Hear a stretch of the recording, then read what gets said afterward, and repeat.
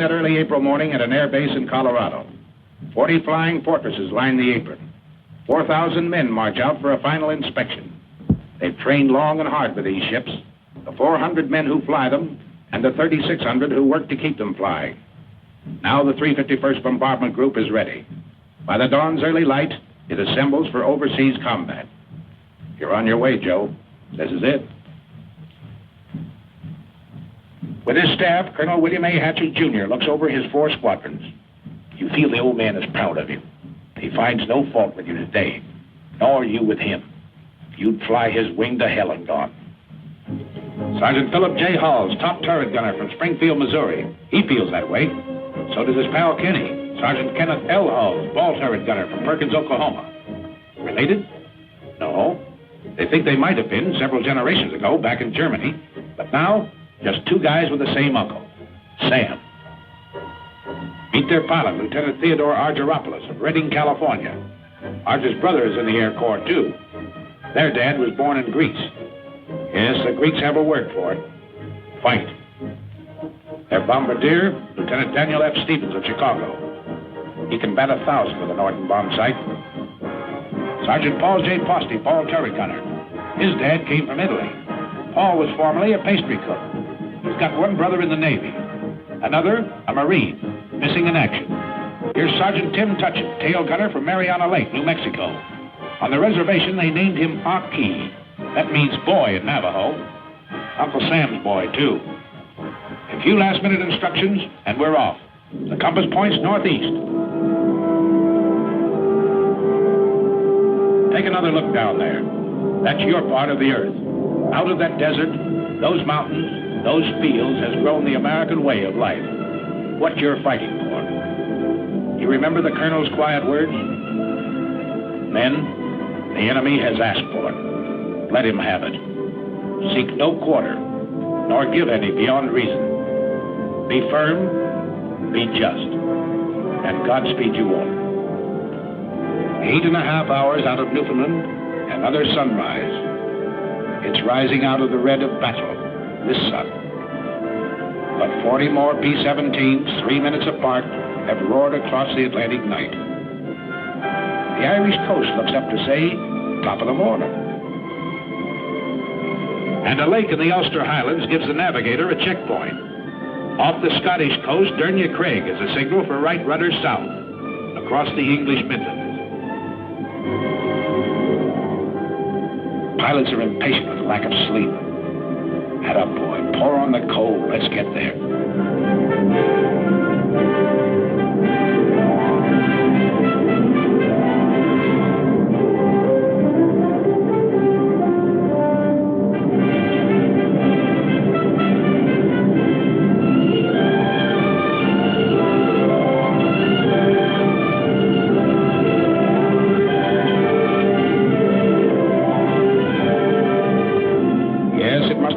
Different when the wings carried swastikas instead of these big white stars.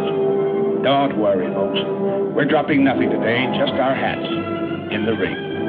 Hello, Missy. We brought something for you and Brother. Chewing gum and chocolate bars. And there's a crate of oranges in the ball turret. Ah, there, Grandpa. We'll be seeing you for a glass of that. And there's the base. 400 acres of dispersal areas. The RAF is on hand to welcome us. Set her down, Colonel. Set her down.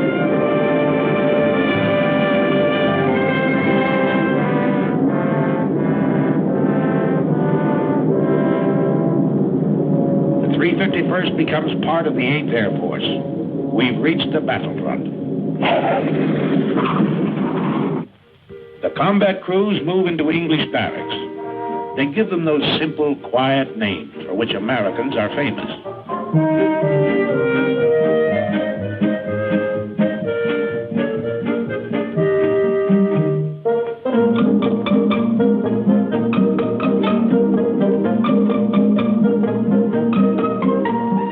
Later, the ground crews arrive.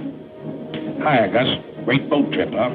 Only 7 days and without any escort, too, See any submarines? Oh, 100 of them, huh? Well, I guess you want to know, Gus. They tell me you was hanging over the rail all the way. Next day, big doings. Class A uniform. Shine those buttons. His Royal Highness the Duke of Gloucester, brother to the King of England, drops in and is greeted by the old man. What's up? Sergeant Major says the RAF is handing over the field to us.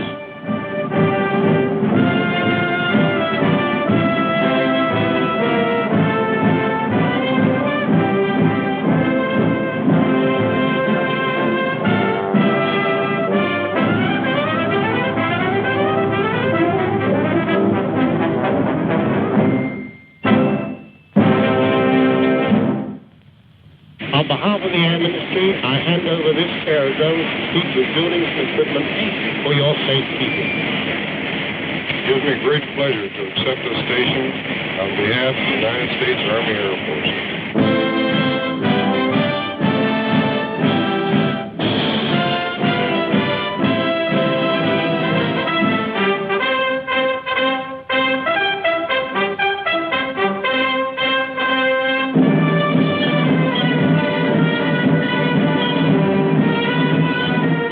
RAF, if we can fit your boots, we'll walk it straight, brother.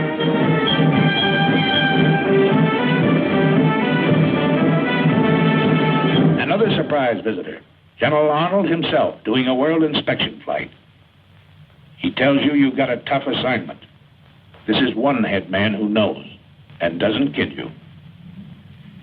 We have the privilege to meet General Aker, Commanding General, 8th Air Force. Hi, sir. Yeah, glad to see you. How are you coming to this camera training film of yours? Well, it's a little early to tell yet, sir, but we're turning a camera on everything and everybody. Well, I know what General Arnold had in mind in having you make this gunnery picture. Captain Gable, our gunners are already the best in the business. But if they were only 10% better, it'd cost the Germans another 100 fighters a month. So fire away, gunners. Plenty more practice before that first mission. His sleeve is a forked wolf. Track him. If you don't, he might get you, and you might have to bail out. Over the channel, perhaps. But if you do, a Spitfire of the Air Sea Rescue Service is bound to spot you. A stubborn, tough gang, this outfit. They'll go after you any time, any place.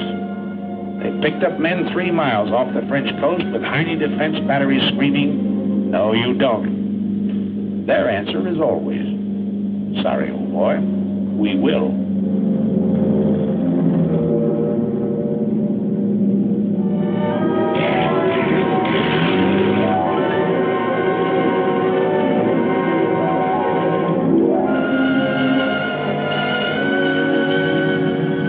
Work on your identification of aircraft. Over here, it's with a real McCoy, such as this captured Ju-88. Well, there it is. Everything up forward, punched under the nose. But the Canadian pilot says it's a sweet flying ship. Yes, sir.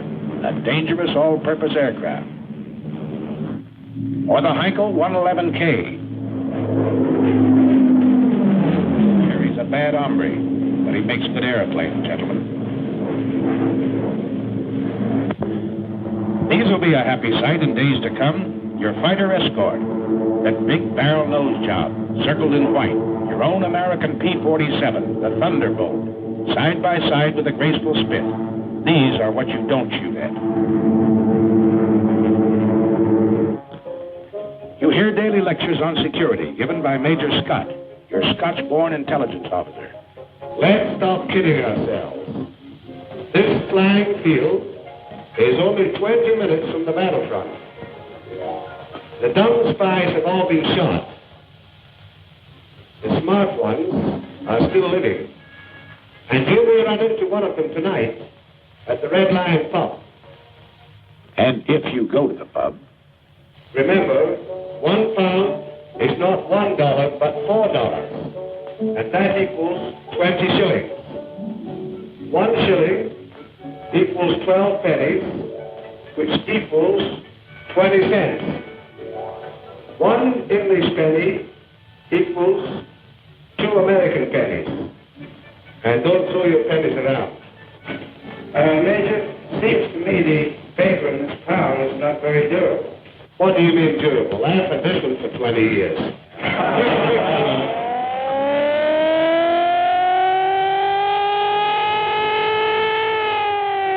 What is it, Fred? What is it?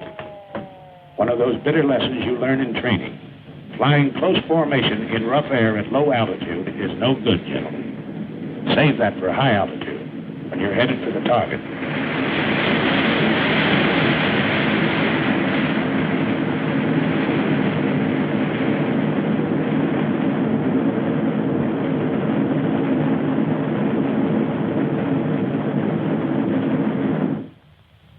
Next morning, we crawl out of the sack to find Britishers on the field again. Big Halifax bombers that had blasted Berlin during the night. Their own field was closed in by weather, so they dropped in on us for breakfast. Say, Percy, how's the yak over there? Rough? Oh, not half bad, Yank. Well, cheerio, lads. Thanks for the ham and eggs. So long, Percy, old boy. We'll be finding out for ourselves one of these days.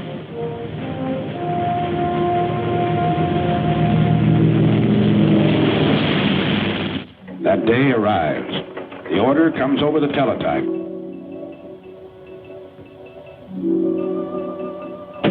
The communications clerk carries it to Colonel Milton, operations officer. To Colonel Burns, deputy commander.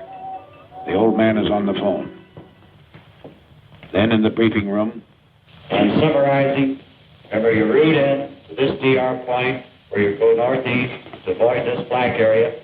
P-47s will escort you to about this point on the way in, and Spit 9 will meet you about here on the way out and escort you all the way home. And now the weather officer. Weather's plenty important. You'll probably have to go over and above the altitude that you're scheduled to fly, 23,000 feet. From the IP to the target, the winds will be very strong tailwinds, and your ground speed should be well above 260 miles an hour. The visibility is good everywhere east of that cold front, and the temperature at the target should be comparatively warm, minus 25 degrees centigrade.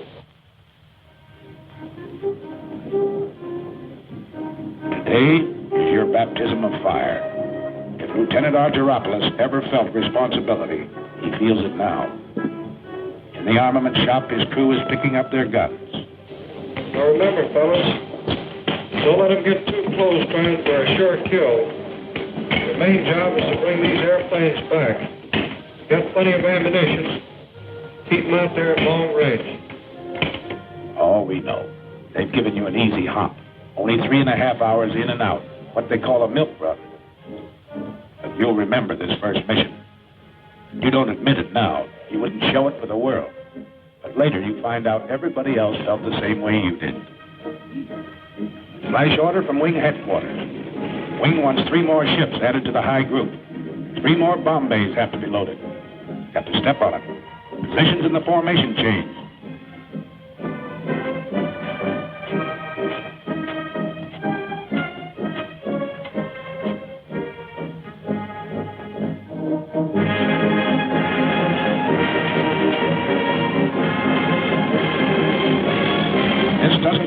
Sergeants Kenny and Phil Hull.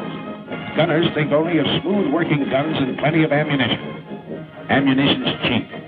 6 cents worth of .50 caliber wanged into the cockpit of a Messerschmitt. That's what will bring you home. What did that weatherman say? 30 below over the target? Electrically heated suits. The Air Corps dresses for every occasion. Yes, everything has to be right, brother. Check everything. Every strap tight. Every buckle set. Everything understood. You get into your flak suit. Mighty heavy material, but it wears well, the man says. A thermos of hot coffee. The joker who brings it says it'll help keep you awake. Art straps on his throat mic. Over this intercom system, he'll be able to talk to every man in the ship. And they can talk to him. They'll be talking for keeps today.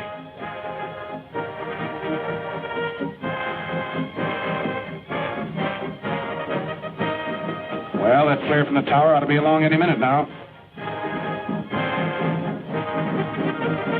There it is. Start engines. Colonel's already been on missions with seasoned outfits. Today, he leads you on your first.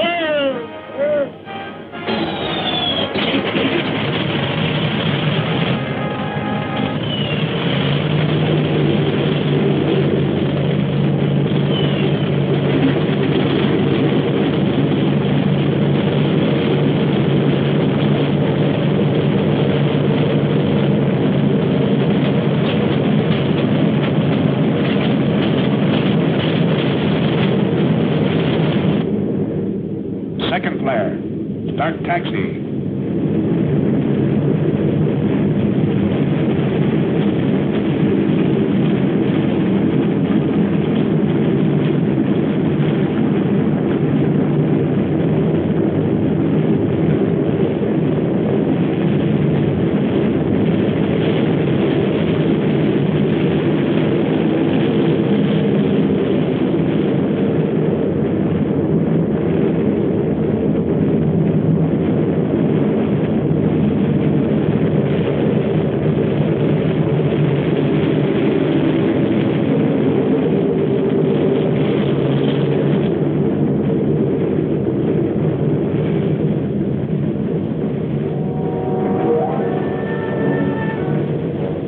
Punch wing to wing at the start of the runway.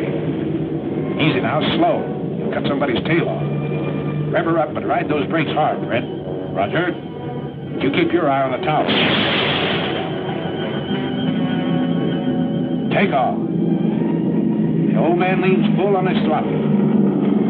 At 15-second intervals, you follow.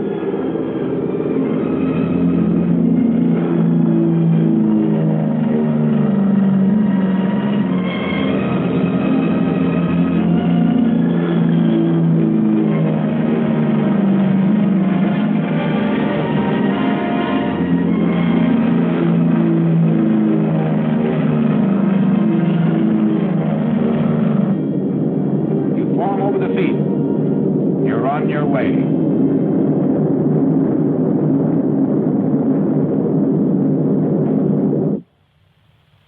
The rest of the outfit sits down to wait.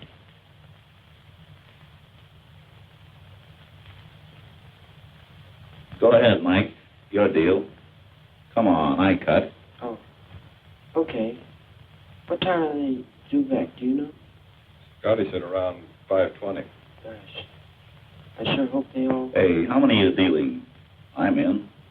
Sorry. We know, Mike. Everybody's sweating them out. You mean what's coming over those trees, Major? No, that's not them. Just a flock of crows. I was a truck driver on Canal Street, but I never felt like this before. I ride the ambulances. I got a big casual. You know, carefree and easy, like the doc. Listen, wise guys, talk to us. The ground crew for each ship. We'll tell you how to feel. Okay, here they are. 1, 2, 3, 4, 5, 6, 7, 8, 9, 10, 13, 14. That's the stuff. 17, 18, 19, 20. Here's the old man and Jenny.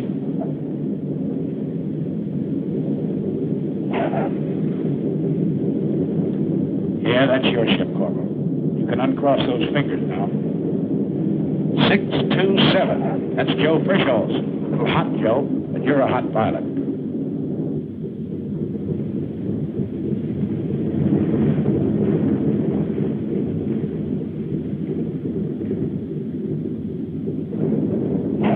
Here's Cagle at 742. Chalk him up. Here's old Zip at 879. He's got number 4 prop feather, too. Here's 953 with number 2 out. And look, Jim couldn't get his Bombay doors closed either.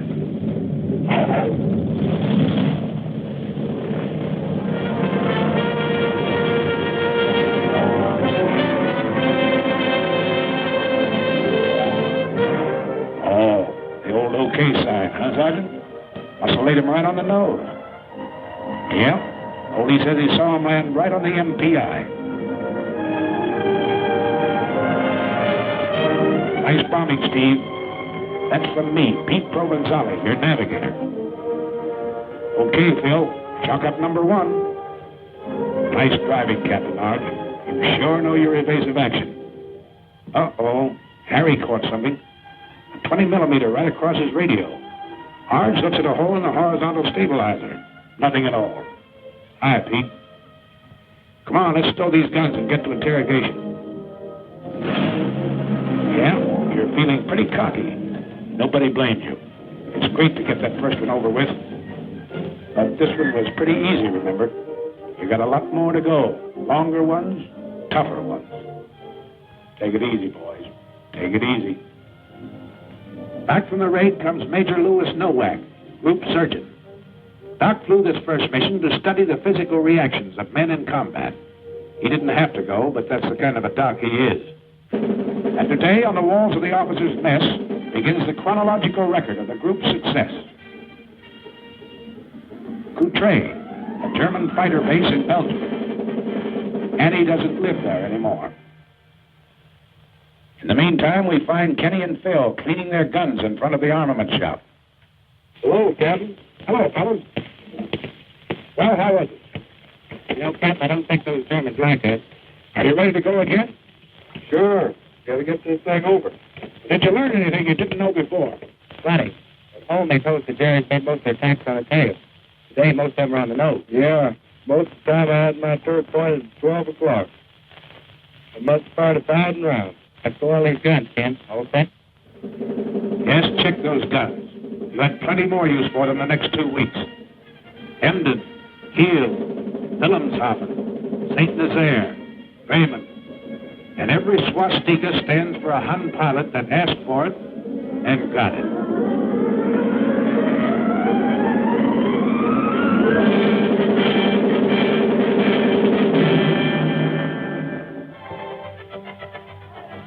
Came days when enemy targets were hidden by weather. So the more energetic of you found relaxation in peaceful combat. While the more studious men discussed tactical charts and maps, or something. But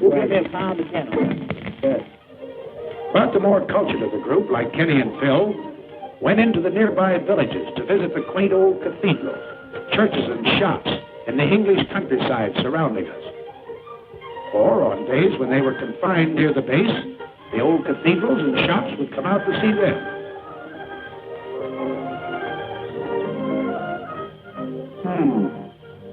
This little shop wants to go home. Meanwhile, back at the kitchen, we find a very unhappy and angry man. Hello, Sergeant Posty. Hello, Captain Gable. What's this? I thought you were a boiled turret gunner.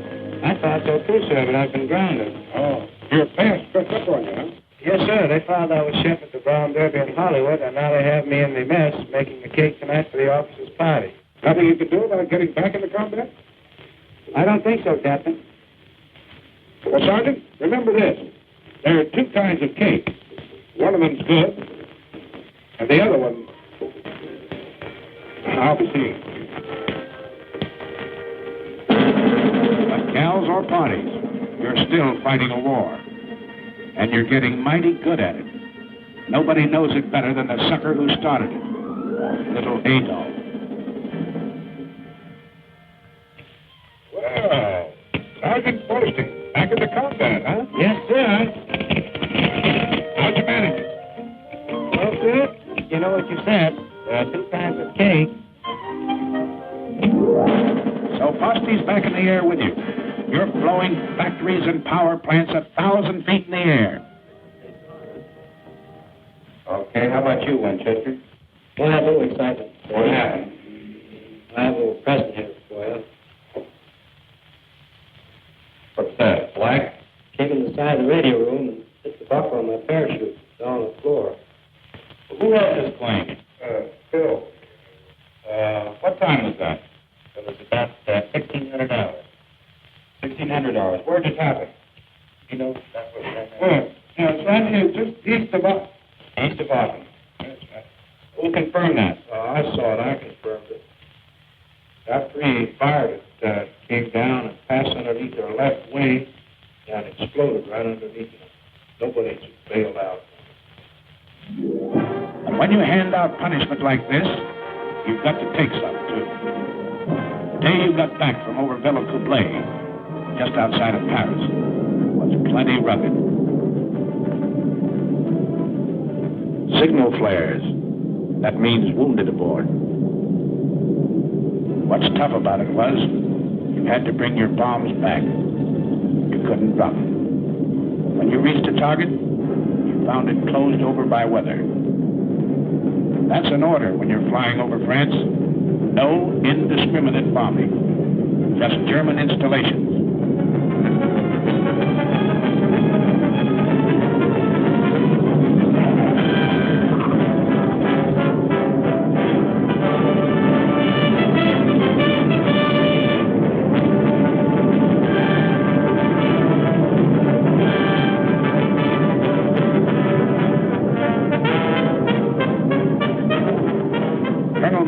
Led the raid is a tired, sick guy this day, and nobody blames him. He had to fight his way 3 hours in, 3 hours out, under constant attack by over 200 Messerschmitts and Focke-Wulfs.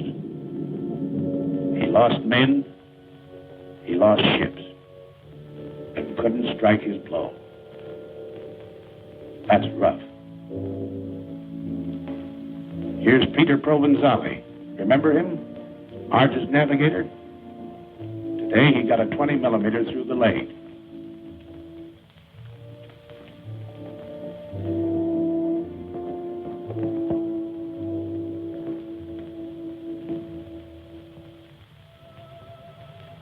Control cable shot in two, but some wounded gunner wouldn't quit.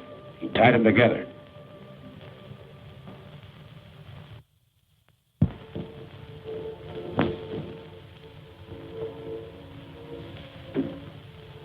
There. Both waist gunners, huh? The docs are working on them now. One's pretty bad.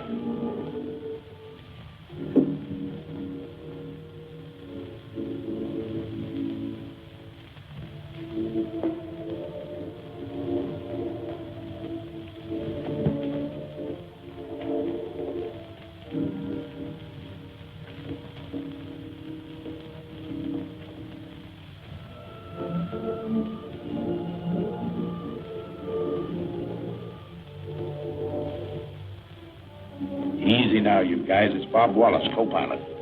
He slammed one through the cockpit, tore into Wally below his knee.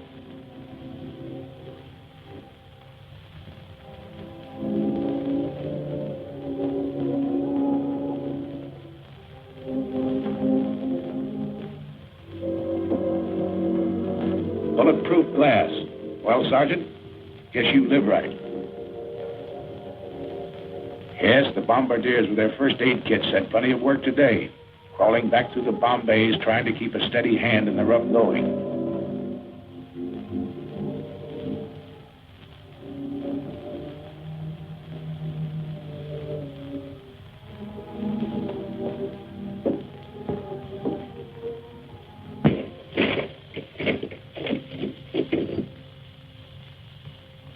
Many of your pals left you that day.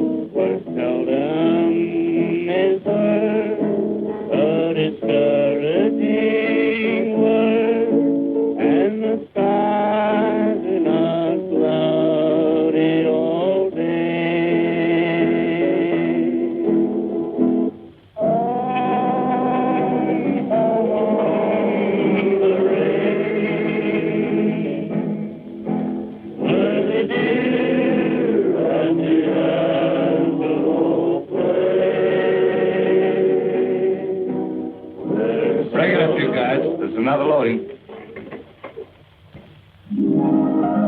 But if you happen to catch one in the wrong place, they've got a pretty nice repair shop. Ever see a sergeant flip a tulip in a lieutenant's face? Well, you just did.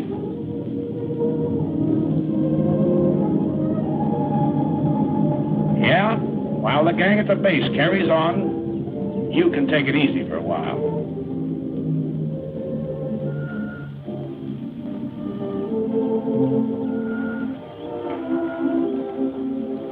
How they fighting, Sarge? Nice fat fight, huh? This one's been stretched a little. We drop in on Lieutenant Bob Wallace to see how he's doing. How you feeling? Great. I'll be out of here in a couple of weeks. Oh, Miss O'Neill, it's Captain Gable. How do you do, Captain Gable? How do you do, Miss O'Neill? Wally, I never got a chance to ask you. Tell me just what happened when you got hit. Well, we'd left the target and we were on our way home.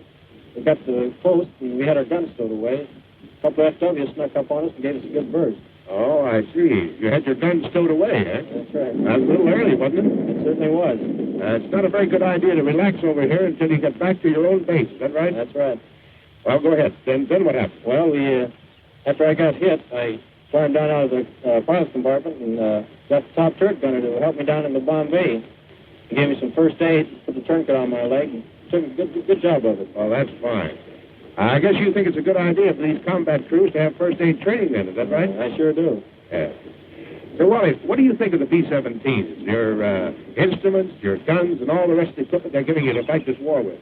The best equipment in the world. That's good. Say, I hear you got your Purple Heart, too. Yes, Colonel Kendall was in the other day and gave it to me.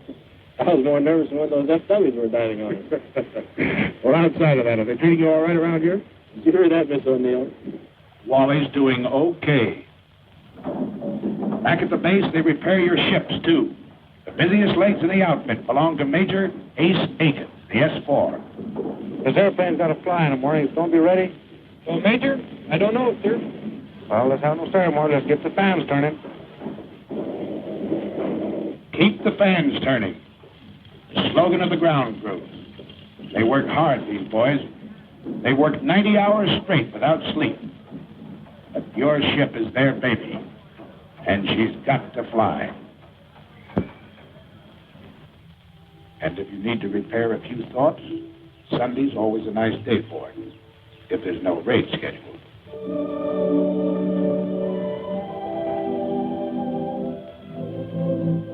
What do you know, Ken?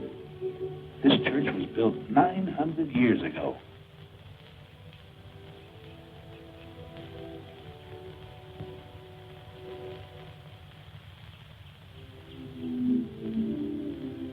Over at the hospital, Father O'Connor celebrates the Mass.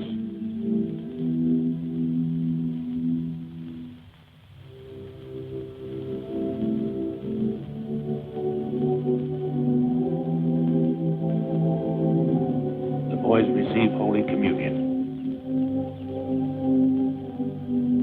Here's Pete Provenzale. He's leaving the hospital tomorrow.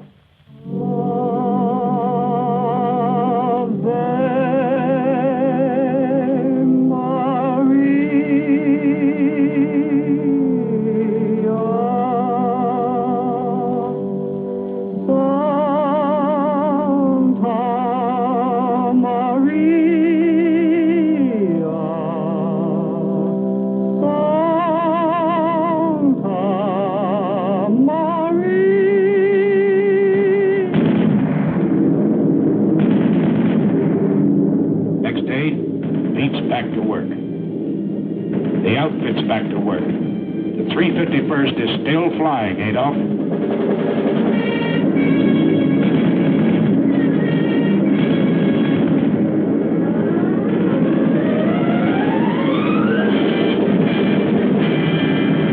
Attention to orders. General orders number 93. Headquarters 8th Bomber Command. 11th July, 1943. You can't get out of it, you know. They pin medals on you for this sort of work. It's not so much a thrill for you. It's the big kick it will hand the folks back home. The Silver Star, the Distinguished Flying Cross, the Soldier's Medal. Dad and Ma and that certain girl. They'll cut out the clippings and drive the neighbors nuts. Bombardier Stevens, the DFC, because he's been batting 1,000 over Germany. And one to pilot Peters. He had to ditch the channel, but his coolness and courage saved his crew.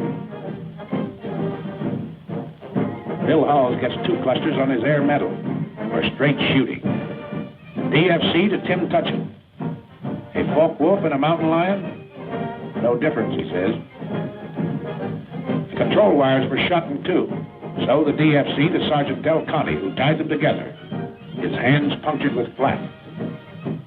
A Silver Star finds itself next to Provenzali's Purple Heart. He refused first aid till the Jerry fighters quit and stuck to his gun. The day the group led the wing over Schweinfurt, Colonel Hatcher was air commander. To him, the Silver Star. And the DFC to Kenny Hawes. Colonel Gross is smiling because Kenneth was having a Coke in the PX when his name was called.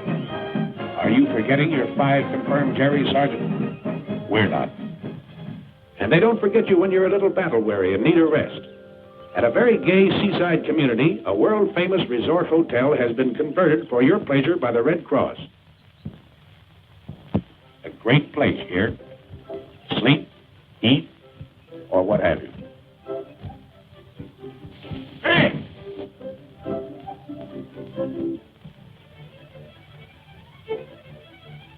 Not on your life, Clark. None of that here. Oh, but look, Art, just a few shots. Oh, we're here for a rest. Right, you guys? Right. All right, then how's this? I'll follow him around with a silent camera for 1 day. Don't have to say a word. Good deal? Good deal. English Surrey with a fringe on top. Nice fringe. Carry you to the old swimming hole.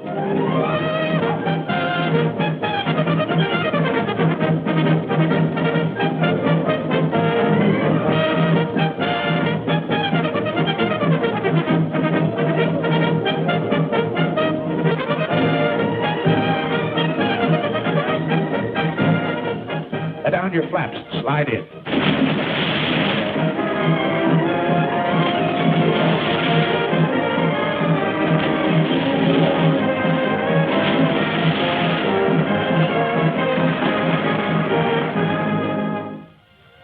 Now let's see what the boys back at the base are doing. Why, they're getting a few laughs, too. We'll let the man who's handing them out tell you about it. Hello, everybody. This is Bob somewhere in good old Jolly Hope, laying a few eggs for the boys that really know how to lay them. Yes, sir, this is one of the happier cow pastures that we worked in over there in England. And look who's dancing. You know, I used to dance with Fred Astaire, but we couldn't get girls. And right here you see Jack Pepper, who was here through the courtesy of his draft board.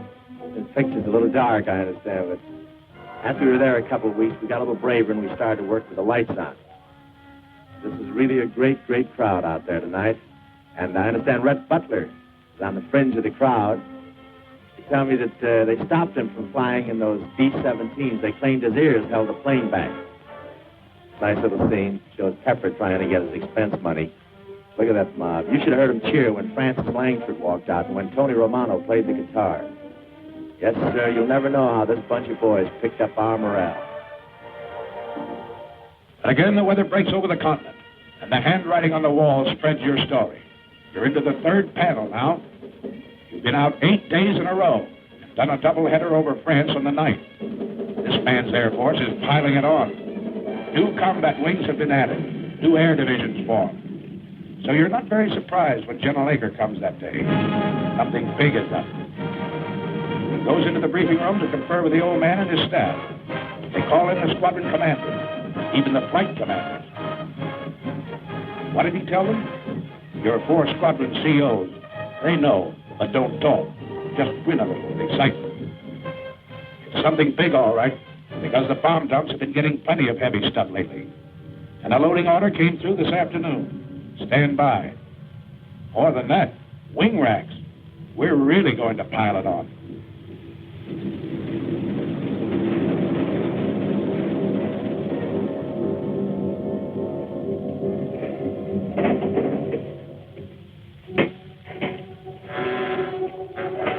And that night, as as always, when you know a real dilly is coming up, you're a little restless. Out in the dispersals, you hear them winding up those engines.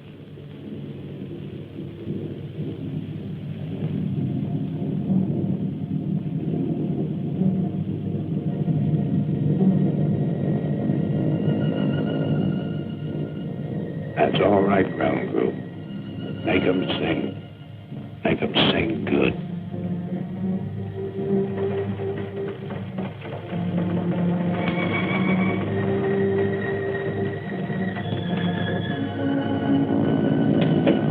All right, you guys.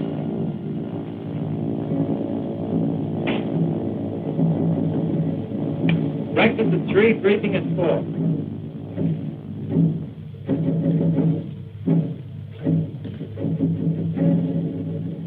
Okay, man. For security's sake, anyone know what the target is for today? Satan is there? Russell? Paris. Oh, we'll see. All right, sir.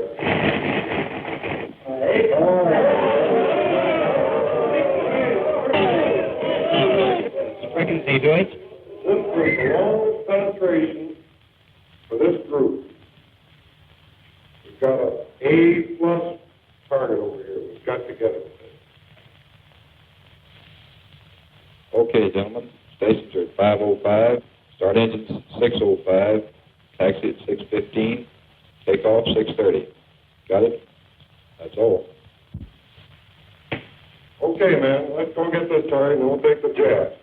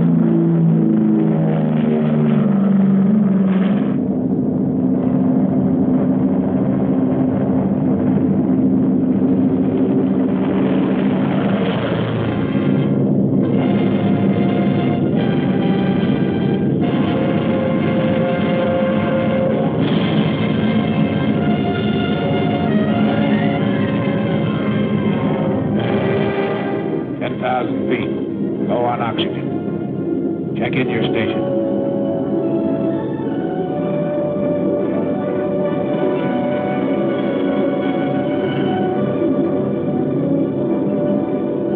At the designated splicer point, still over friendly territory, rendezvous with other groups. Your combat wing banks into position. Then wing after wing, as far as the eye can believe, the attack formed. It heads for its assigned targets 500 miles away. Up until this moment, your fighter escort is still on the ground, guarding its limited fuel capacity. Now flight control gives a signal to the Thunderbolts. They climb upstairs to overtake you.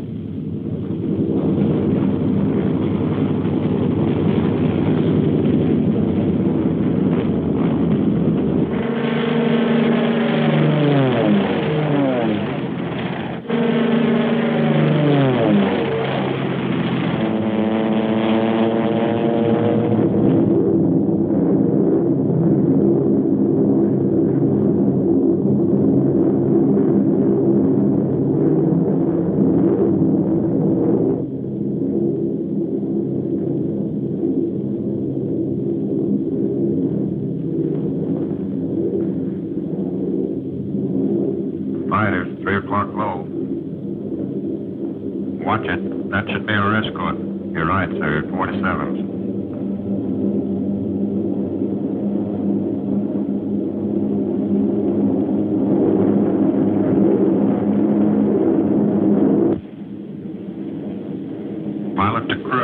pilot to crew, over enemy coast. On the ball, you guys.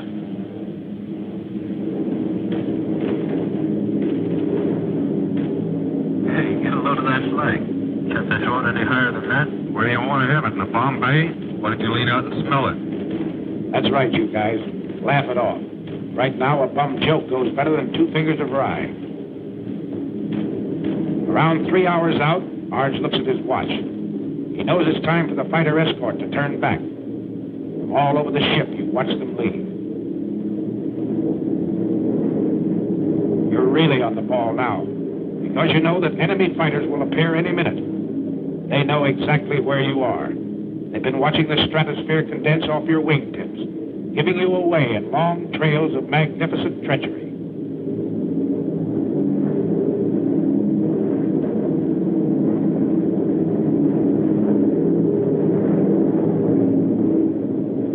Okay, here they are. 9 o'clock high, enemy fighters.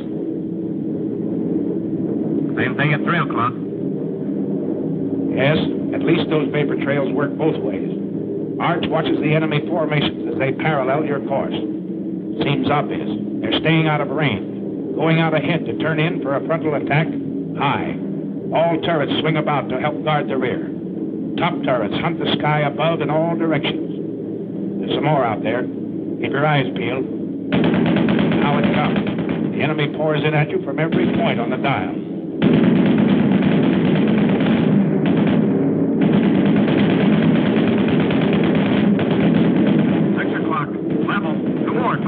Watch it.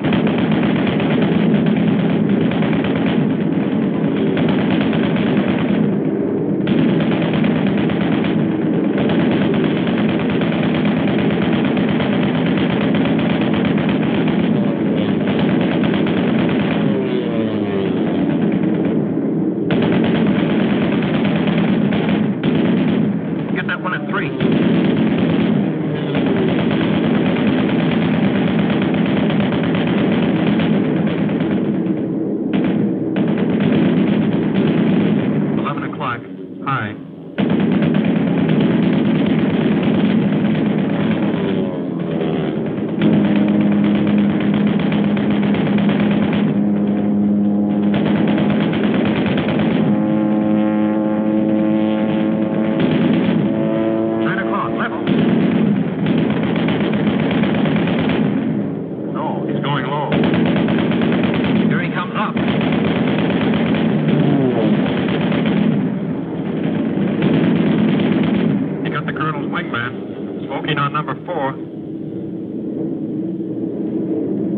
Going out and down. Check the chute, you guys.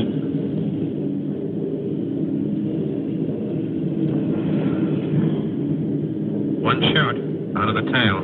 2 out of the waist. Another 2 points out of the nose. There's 2 more. Pilot the tail. Pilot the tail. Let me know how they're doing back there. Roger. Fighter, 6 o'clock. Coming through.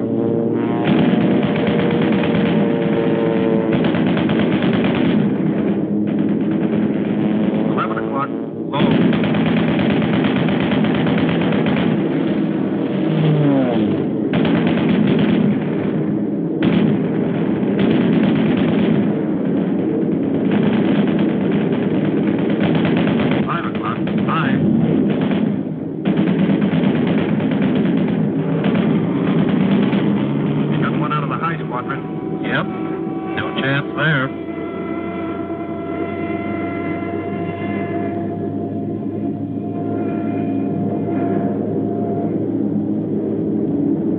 Two 190s, high. Somebody got one of them on the button. That jury pilot bailed out. He's not walking away from it.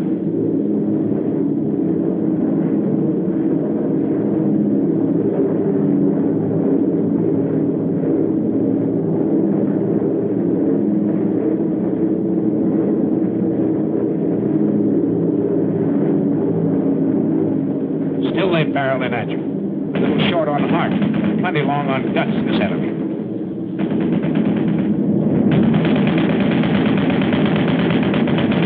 Another 17 hit. And again, you have to close the gap in the formation.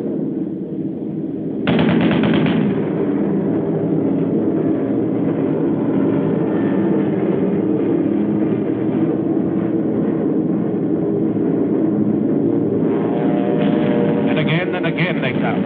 12 o'clock high, 4 o'clock level, out of the sun, and up from the ground.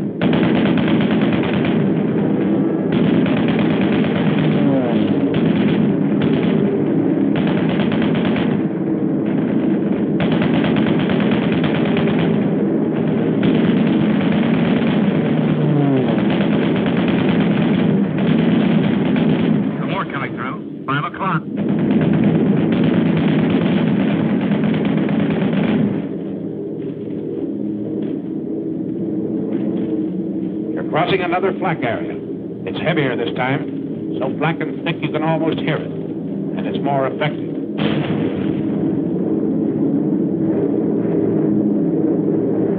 Shorty's been hitting feather number 4. Cover him all you can, everybody.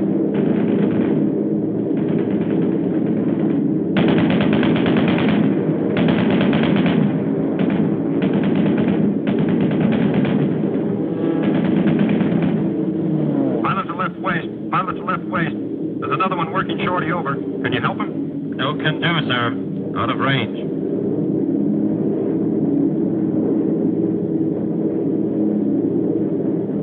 Beginning of smoke screens announces the approach to the target area. The enemy's been caught off guard. He's trying to cover up. Too late. In desperation, through his own flak, the final Hun fighter makes a pass at the low squadron. He's driven off. But still,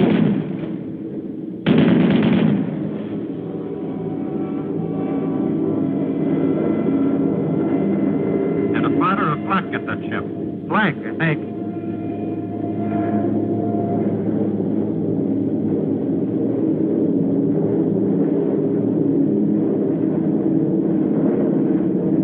There it is. The flare out of the lead ship. The signal for the bomb run. This is your attack. All right, Steve. We're on the IP. She's yours. I got her.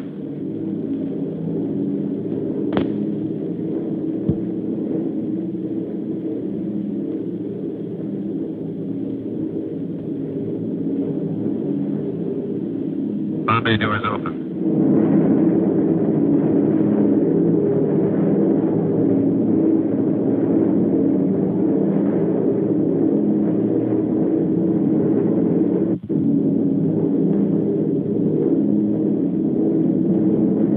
Make a good run now, Steve. I'm on it. Yes, make it count, bombardiers. They build these ships around you. Bombs away.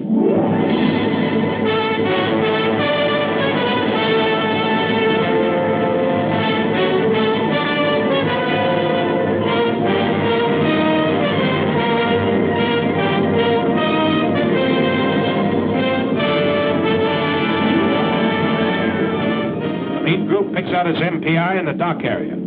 Let's go with the heavy stuff and the big incendiaries. The high group heads for the industrial section and hands out the same medicine.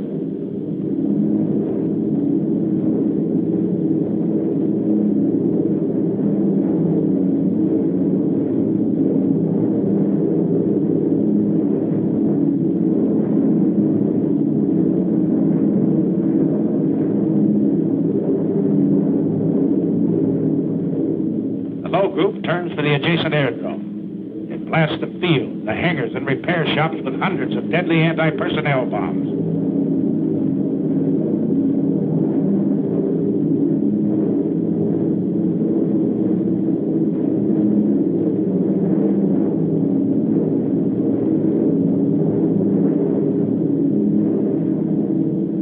A nice pattern, bombardier. Good deal.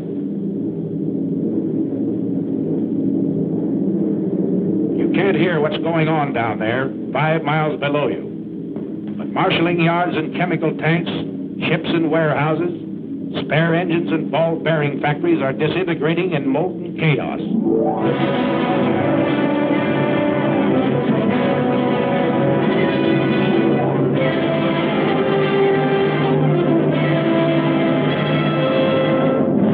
It's thunder out of the Alleghenies, Adolf. You said Americans were soft and decadent? Well, here's a red, white, and blue headache that'll help you change your mind.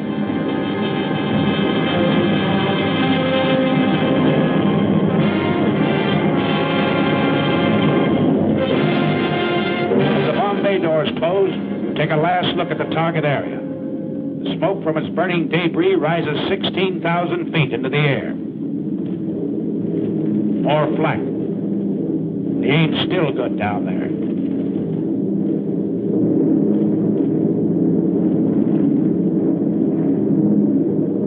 How about this trip home? Is it going to be rough? Pilot to crew. Pilot to crew. Well, you guys, we're over an hour out. They haven't come back at us yet. Looks like we're lucky this trip. Enemy fighters, 11 o'clock high.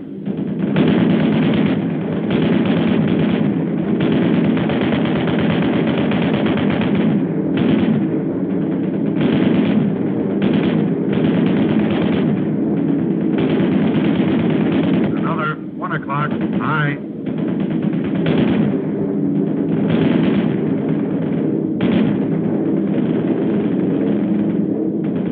Coming level to 3.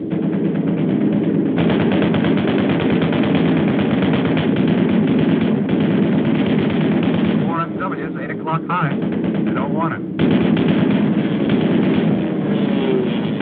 ME, 110, 1 o'clock high.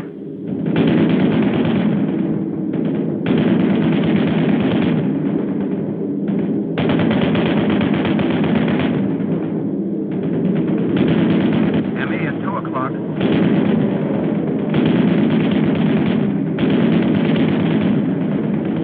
I got him. I'll say you did. Bailing out either. Another 110 at 10 o'clock. He's yours, kid.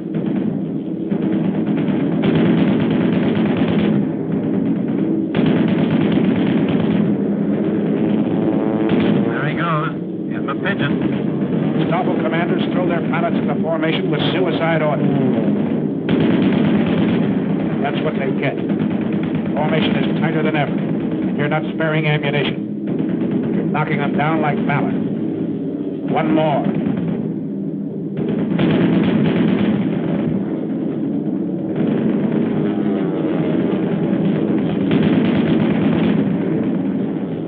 And another.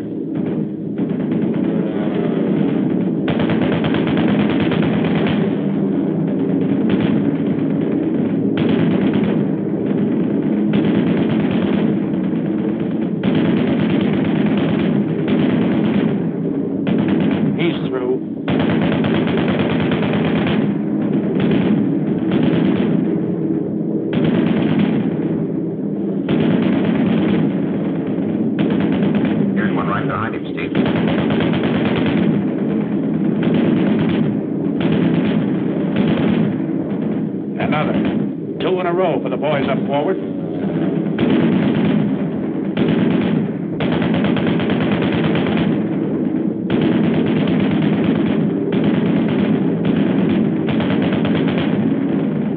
That's mine. You see him, Kent? Sure do. I'll confirm him all right.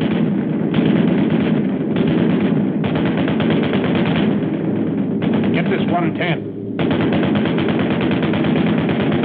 Pull her up, Mark. Pull her up.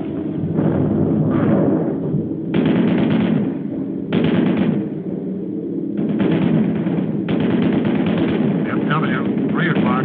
Hey, kill him, Joe. Hold your fire on 1-9. That's a spin on its tail. Yeah, our fighter cover's got here.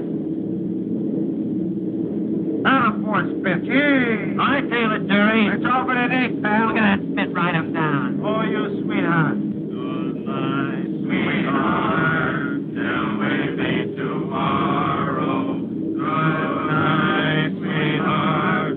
Sleep well, banish sorrow.